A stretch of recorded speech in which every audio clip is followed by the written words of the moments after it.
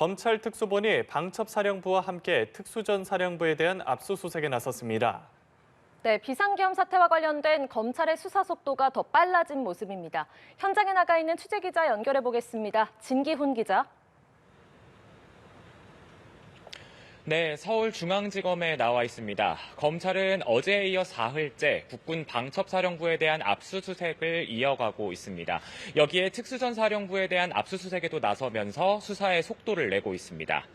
특수전사령부는 비상계엄 당시 국회 707 특임단을 진입시킨 부대로 김현태 특수전사 제707 특수임무단장은 비상계엄 당시 곽종근 특수전사령관으로부터 국회의원 150명이 모이면 안 된다는 지시를 받았다고 밝히기도 했습니다. 앞서 검찰은 어제 여인형 국군 방첩사령관을 피고인 신분으로 소환해 밤 늦게까지 조사했는데요.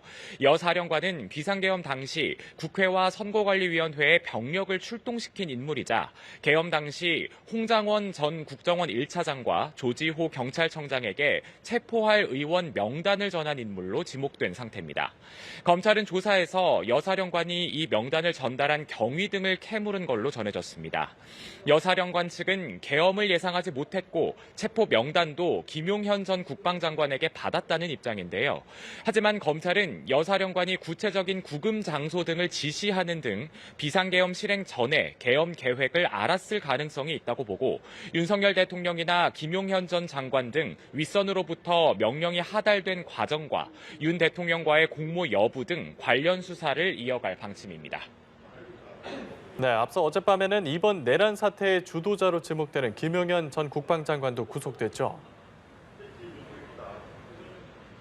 네, 그렇습니다. 법원은 어제 김용현 전 국방부 장관에 대한 구속영장을 발부했습니다. 지난 3일 비상계엄이 선포된 지 일주일 만이자 이번 내란 사태와 관련된 첫 구속 사례입니다. 법원은 증거인멸 우려와 범죄 혐의의 소명 정도, 범죄의 중대성 등을 고려해 김 전 장관의 구속을 결정했다고 밝혔습니다. 김 전 장관은 계엄 해제 이후 휴대전화를 최소 3차례 이상 교체하며 증거인멸을 시도했다는 의혹이 제기된 상태입니다.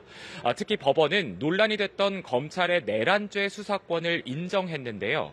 검사의 직접 수사가 가능한 경찰의 범죄와 직접 관련된 범죄에 관한 거란 점에서 검찰 수사권을 인정했습니다. 검찰이 김 전 장관의 신병을 확보하면서 내란 사태의 정점인 윤 대통령에 대한 검찰의 수사에도 탄력이 붙을 전망입니다.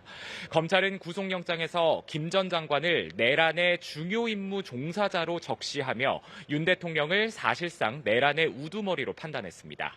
헌정사상 처음으로 현직 대통령이 출국 금지된 상황인데 이른 시일 내에 압수수색 등 강제 수사에 나설 거란 관측도 나옵니다. 지금까지 서울중앙지검에서 연합뉴스TV 진기훈입니다.